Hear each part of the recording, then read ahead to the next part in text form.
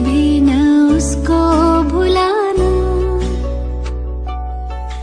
कभी भूल कर भी न उसको भुलाना। ए दिल मेरे गाना, उस रब का शुक्राना, कभी भूल कर भी न उसको भुलाना, कभी भूल कर भी न उसको भुलाना।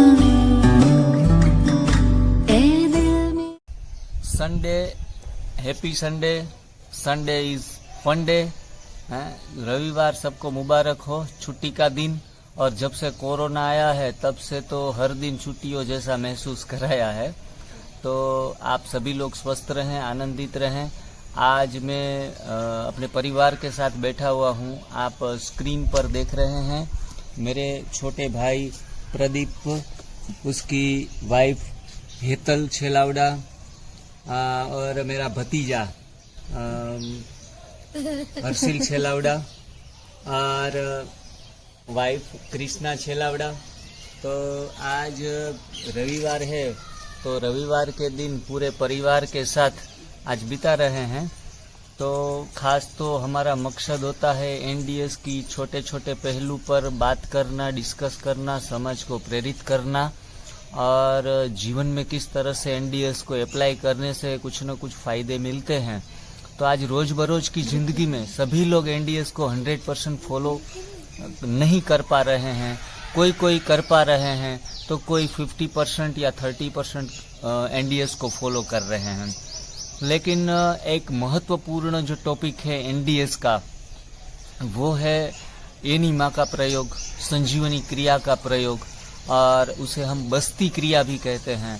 तो ये एनीमा प्रक्रिया जो है वो हर एक फैमिली में जरूरी है।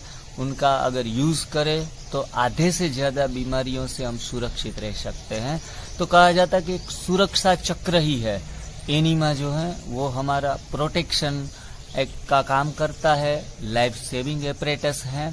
और उनके उपयोग से हमें क्या क्या फायदे मिलते हैं वो आज हम थोड़ा सा जानेंगे। आज हमारे पूरे परिवार में एनीमा का प्रयोग है वो सभी सदस्य करते हैं और इनसे क्या लाभ हुए हैं वो थोड़ी हम बात करेंगे।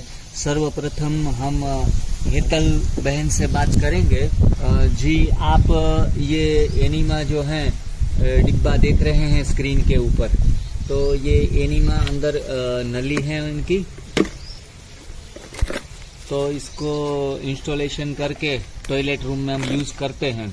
तो हेतल बहन, आपने ये एनीमा का प्रयोग अपने जीवन में किया है? हाँ, किया है जी, किया है। और पहले मैंने थोड़े 1 या 1.5 साल पहले मैंने हेतल को बोला था कि आप एनीमा का प्रयोग करो और खास करके बच्चों को दूध पिलाना बंद करो। गाय भैंस का दूध पिला कर हम बच्चों को बीमार करते हैं। बच्चा थोड़ा सा मोटा होता है, फैटी लगता है, तंदुरुस्त लगता है, लेकिन उनकी तंदुरुस्ती वो खो देता है। इसलिए गाय भैंस का दूध हम नहीं देना चाहते हैं बच्चों को।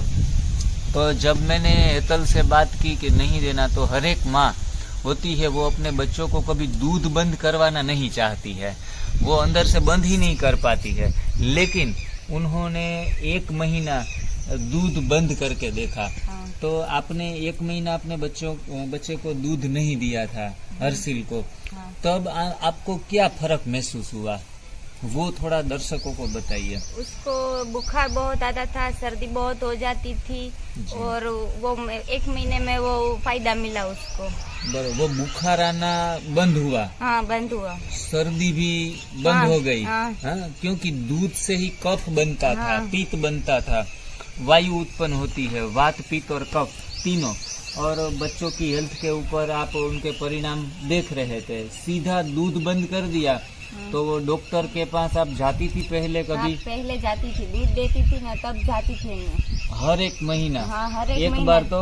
हाँ, हर एक महीना जाती थी। एक जनरली आज सभी माओं की यही समस्या है, अपने बच्चे को डॉक्टर के पास 12 महीने में 12 बार तो कम से कम ले जाना पड़ता है। हाँ, ले जाना। तो आपको उसमें फिर 3-4 महीने जब तक दूध बंद रखा, हाँ, तब तक मेरे ख्याल से जो बीमारियां उनको जो आती थी मंथली, हाँ, वो आना रुक गई। हाँ, और एक महत्वपूर्ण बात हम इस पहलू पर चर्चा करना चाहेंगे कि बड़े जो हैं वो भी इस एनीमा से डरते हैं, हाँ, और एनीमा लेने से कतराते हैं और सोच में रह जाते हैं। तो हेतल, ये तुमने ये एनीमा का प्रयोग खुद पर तो किया, हाँ, अपने ये हर्षिल के ऊपर इसका प्रयोग किया है? हाँ, किया है। अच्छा, तो वीक में उनको 2 बार देती हूँ मैं। 2 बार। तो उससे उनकी जो कब्ज की प्रॉब्लम है या पेट सफाई हाँ, अपने आप हो जाता है। हाँ, जनरली रूटीन ऐसा होता है कि बच्चों को हम वीक में जो पकाया हुआ भोजन देते हैं तो उनसे अनाज से उनके पेट में कब्ज होता ही है। कई बार न खाने की चीजें भी बच्चे खा लेते हैं या फिर हम उन्हें खिला देते हैं। तो ऐसी सिचुएशंस में ये एनीमा का प्रयोग कैसा रहेगा? अच्छा रहेगा। अच्छा रहेगा। और ये हमारे छोटे भाई प्रदीप भाई बैठे हैं, तो प्रदीप भाई, आपने ये एनीमा कभी इस्तेमाल किया है? करता हूँ मैं। पब्लिक को आप क्या कहना चाहेंगे, ये एनीमा का प्रयोग करना चाहिए या इसके डिसएडवांटेजेस कुछ हैं? करना चाहिए इसका प्रयोग। करना चाहिए। कोई नुकसान वगैरह?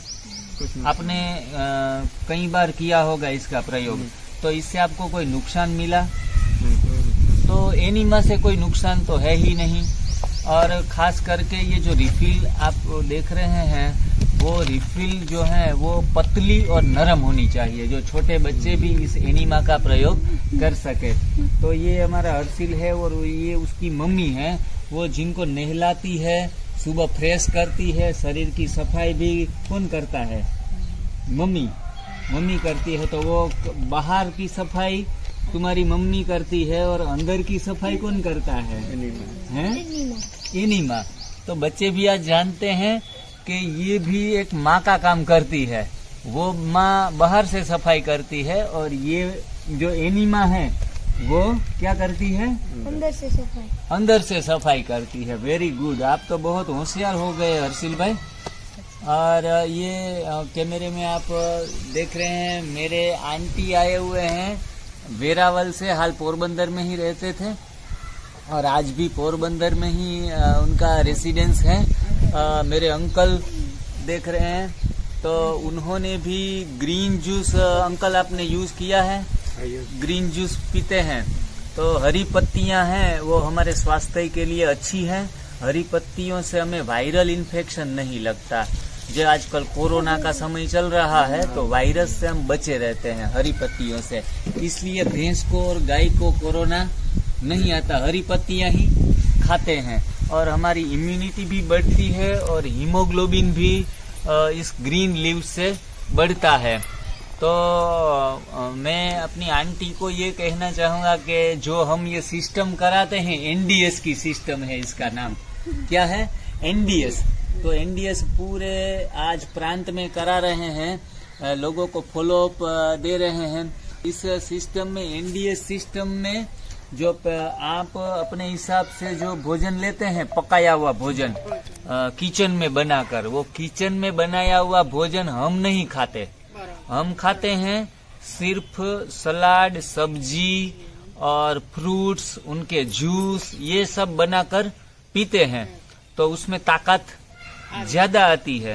तो आप द्राक्ष खाओ तो द्राक्ष में ताकत है, केला है तो केले में भी ताकत है। तो अच्छी अच्छी चीजें हमें खानी चाहिए। गाजर है तो गाजर में भी विटामिन है, तो गाजर भी हमें लेना चाहिए। लेकिन हम क्या करते हैं, गाजर लेकर उनको गर्म करते हैं, उनका हलवा बनाते हैं, उसमें शुगर डालते हैं और 20 रुपये का गाजर 200 रुपये में बना देते हैं और फिर सर्दी होती है हमें, उसमें शुगर आता है ना, तो इसलिए। तो जो भगवान ने दिया है वो सीधा ही खाना चाहिए। तो इस प्रकार से ये हमारी एनडीएस सिस्टम है और ये हमारा एनडीएस फैमिली है, जो उसका प्रयास रहता है कि 100% तक जाएं, एनडीएस को फॉलो करें। लेकिन ये साधना का मार्ग है और साधना ऐसी झट से नहीं होती, धीरे धीरे करके एक एक चीजें अपने जीवन में हम सम्मिलित करते जाएंगे तो पूरे भारत के सभी परिवार स्वस्थ रहेंगे, मस्त रहेंगे। तो आप सभी तंदुरुस्त रहें, वेल ब्लेस्ड रहें, स्टे हेल्दी, स्टे ब्लेस्ड। जय हिंद, जय भारत।